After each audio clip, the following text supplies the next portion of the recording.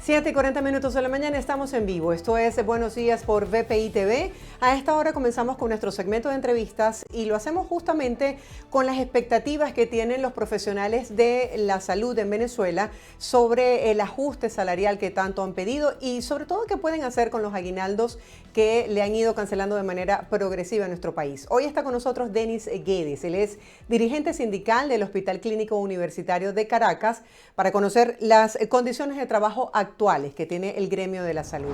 Gracias por estar con nosotros, Denis, y por compartir con nuestra audiencia. Bienvenido. Muchas gracias por la invitación a su programa. Sí, veíamos en Monitor Salud Venezuela algunos profesionales de la salud haciendo este tipo de comentarios. ¿Cómo tener unas navidades felices si con lo que han pagado de aguinaldo solo alcanza para comprarle una chuchería o un dulce, como le decimos nosotros en Venezuela, para los niños en Navidad? Quisiera que nos comentaras un poco cuáles son las expectativas que tiene el sector y qué les alcanza con este pago de aguinaldos. Bueno, la expectativa, o sea, hace mucho tiempo, aproximadamente 3 años, más de unos 957 días exactamente, tenemos esperando ese ansiado aumento de salario por el Ejecutivo Nacional, el cual a la fecha, a octubre del 2024, no ha llegado. Fíjense que el gobierno siempre nos vendió que dentro de la Constitución todo, fuera de ella absolutamente nada. Pues resulta que hace casi ya 3 años también el gobierno nacional está reunido junto a las centrales de trabajadores, junto a la OIT y también la parte patronal, patronal empresarial, que es Fede Cámara, para llegar a un acuerdo y buscar una metodología para el aumento de salario. Ya llevamos casi 3 años y todavía no se ha fijado el salario mínimo para los trabajadores públicos y para los trabajadores privados.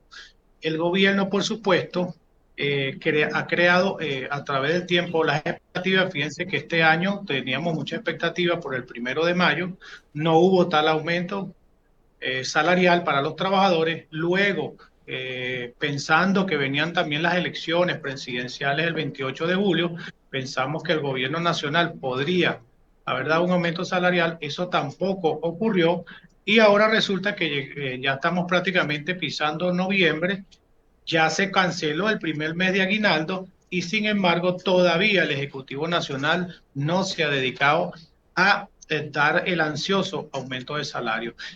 Es por esto que el 16 de octubre fuimos al Ministerio del Trabajo, al Ministerio de Salud y también la Vicepresidencia de la República, donde se entregó un documento donde nosotros los trabajadores del sector salud y del sector educación y los jubilados del Seguro Social exigimos un aumento salarial o, en este caso, un ajuste sobre el pago de los aguinaldos. Porque fíjese, le voy a dar un ejemplo. Un trabajador grado 1 en el sector salud cobró aproximadamente $8 de aguinaldo. Cuando usted ve los testimonios de ellos y ve lo que ellos dicen, porque nosotros hemos recorrido todos los hospitales y nos dicen, mira, con los $8 compré 2 harina pan, compré medio cartón de huevo y compré un pedazo de queso. Anteriormente, mira, ¿qué te digo? 15 años, 16 años, un trabajador esperaba con ansias que llegara el mes de diciembre o noviembre para ser cancelado sus aguinaldos y bueno, cosa que no es ahora. Ahora es prácticamente unos meses muy tristes porque al cobrar ellos y ver reflejado ese monto en sus cuentas bancarias se dan cuenta de que eso no llena absolutamente en nada las expectativas de los trabajadores, sobre todo el sector salud, que a pesar de toda la situación que tenemos, igual que el sector educación, a pesar de todas las situaciones que hemos tenido, de las pandemias, de los apagones, de toda esa serie de situaciones que está pasando en el país, sin embargo, todavía ese talento humano se sigue manteniendo tanto en los hospitales como en las aulas escolares. ¿Y cuál es la respuesta que han tenido cuando ustedes hablan de estos reajustes o exigencias en cuanto a salarios y mejora en los bonos? Bueno, hasta ahora, durante 3 años, hemos llevado documentos a la Vicepresidencia de la República, Ministerio del Trabajo, Ministerio de Salud, la Comisión de Desarrollo Social de la Asamblea Nacional. hemos ido a la UNAPRE, que es la Oficina Nacional de Presupuesto, hemos ido a la Defensoría del Pueblo, se ha ido al Ministerio Público, o sea, no ha habido un ente en el cual nosotros no hayamos acudido a hacer este justo reclamo de los trabajadores. Pero sin embargo, ni siquiera, ni siquiera se han dignado a dar una respuesta, sea negativa o sea positiva. Simplemente hay un silencio administrativo de la administración pública y todos esos ministerios que tiene el gobierno y no dan respuesta a los trabajadores. Nosotros de verdad ya no tenemos a dónde acudir, a dónde ir, a dónde reclamar, pero por supuesto nosotros como dirigentes lo seguimos haciendo porque es nuestra naturaleza y es nuestra responsabilidad hacerlo. Pero por supuesto los trabajadores han visto de que han salido a luchar, sin embargo no reciben ninguna respuesta del Ejecutivo Nacional, pero de igual manera vamos a seguir en la calle, vamos a seguir protestando y vamos a seguir haciendo todo este trabajo que venimos haciendo por las redes sociales para llamar la atención al gobierno nacional que dice ser un gobierno obrerista, pero que nos sigue aplicando a nosotros un modelo capitalista, a nosotros los trabajadores del sector público y del sector privado. El Sendas acaba de compartir su informe más reciente del cierre del mes de septiembre y dice que 60 productos de la canasta básica tienen un equivalente a $531 aproximadamente. ¿Cómo puede hacer una familia con este aguinaldo, por ejemplo, de $8? ¿Cómo se mantiene adicional al sueldo que cobran cada mes? Bueno, fíjate, lo que están haciendo los educadores y lo que están haciendo los trabajadores del sector salud es buscar otro tipo de oficio. O sea, hacer algo que no quieren, porque para eso un profesional estudió, para eso un profesional se preparó para vivir de eso.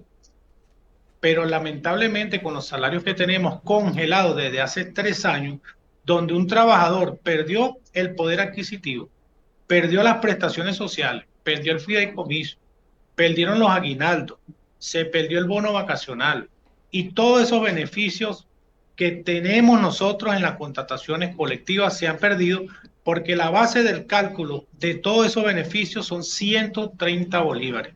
Y igual los pensionados, igual los jubilados, que su base son 130 bolívares. Por lo menos un pensionado cobró del primer mes de aguinaldo 130 bolívares. Mi madre es pensionada, no es jubilada. Y eso fue lo que le pagaron, 130 bolívares. Mi madre me preguntaba a mí que eso por qué. Y yo le traté de explicar a ella, porque ella no entiende mucho de eso, y le dije, mire, lo que pasa es que el salario mínimo son 130 y ustedes les pagan un mes de aguinaldo de acuerdo al salario mínimo. O sea, eso está pasando en nuestro sector, en este caso en el sector salud, donde tanto un profesional como un obrero grado 1 prácticamente están ganando lo mismo. La brecha es muy, muy mínima, cuando anteriormente un grado 1, ejemplo, un aseador, una camarera, cobraba un aguinaldo y el grado 8, grado 9 o el grado profesional cobraba hasta 6, 7 veces más del aguinaldo de ese trabajador obrero, lo que obligaba a ese trabajador o lo incentivaba a estudiar, a prepararse mucho más para obtener más ingresos. O sea, eso era lo que nosotros tenemos como incentivo. Ahora no, ahora resulta que un obrero que bien se lo merece y un profesional que bien se lo merece prácticamente están ganando lo mismo, porque el bono de guerra, que es lo que está pagando el gobierno en bono, o sea, bonificaron todo el salario, están pagando $90. Hace 3 4 años $90 eran $90. Hoy en día, con $90 no se compra en la calle. Hace años, 3 4 años, un producto costaba $2. Hoy en día te lo venden en $5. O sea que en Venezuela hay algo increíble, porque hasta el dólar tiene inflación ahora en Venezuela. O sea, el dólar también, de alguna manera, el paralelismo que hay en estos momentos, ahora resulta que el dólar también se devaluó aquí en Venezuela. Entonces, es por eso que todos los días hacemos un llamado al Ejecutivo Nacional para que de alguna manera terminen estas políticas que simplemente están acabando con los sectores. Por ahí vi al ministro de Educación, Héctor Rodríguez, llamando a los jubilados que se vengan a las aulas de clase, cuando a todos ellos prácticamente les dieron una patada y los sacaron jubilados, ahora están rogando que ellos vuelvan. Ahora, ¿Y Denis, usted cree? Me gustaría Ajá, que diga. especificáramos en el plano real, o sea, se ven afectados totalmente y siguen ustedes insistiendo en estas reivindicaciones necesarias, pero me gustaría que habláramos acerca de cómo esta situación y la condición deficiente del sistema de salud está poniendo en riesgo la vida de ciudadanos. ¿Cómo ustedes se enfrentan a ese hecho de dar asistencia cuando hay déficit de insumos, cuando no se consiguen de pronto una cama para que te puedan operar? Vamos a hablar un poco acerca de cómo esta situación también afecta al ciudadano común. Bien, por supuesto que está afectando, si afecta al sector de educación, muchísimo más está afectando el sector salud. Te voy a dar un ejemplo. Yo tengo a mi padre ahorita hospitalizado en el Hospital Universitario de Caracas y en el servicio donde estoy hay 32 pacientes. Muchas veces hay una sola enfermera para cubrir las guardias nocturnas. ¿Y esto por qué? Porque simplemente la gran mayoría de las enfermeras se han retirado de los hospitales, han renunciado a su puesto de trabajo porque ya la base no les da. Entonces ven de qué les vale trasnocharse toda una noche si cuando van a cobrar la quincena, entonces se les salen con 200, 300 bolívares. Porque mira, estoy completa y absolutamente seguro que ellos tienen la ética y tienen la vocación, pero el salario no alcanza. Entonces muchas de ellas, como te dije, están buscando otras alternativas. Y cuando ven que esas alternativas llenan de alguna manera sus expectativas, terminan retirándose de los centros de salud. Y esto afecta directamente al paciente.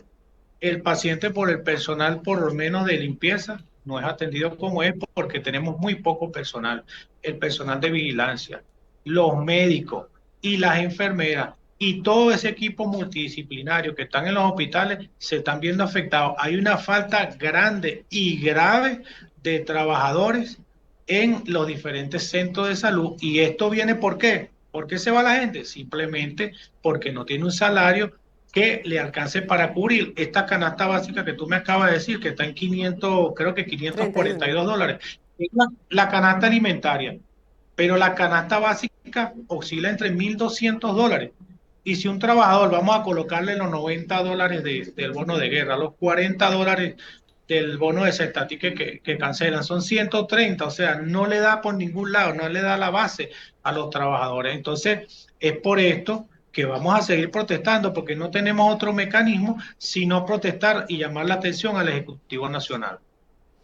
Ahora, si hacemos una comparación con años anteriores, ¿están trabajando a media máquina? Porque tomando en cuenta todos los profesionales de la salud que han emigrado, más todos los que han abandonado el área para buscar mejores opciones de ingreso, entonces, ¿en qué condiciones están trabajando? Bueno, te voy a dar un ejemplo porque es en el hospital donde yo laboro.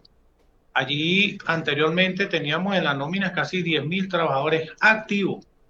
Hoy en día está entre 4.000 y 4.200. O sea, te puedo decir que más del 50% de los obreros, de los empleados, el personal profesional y médico han abandonado los hospitales.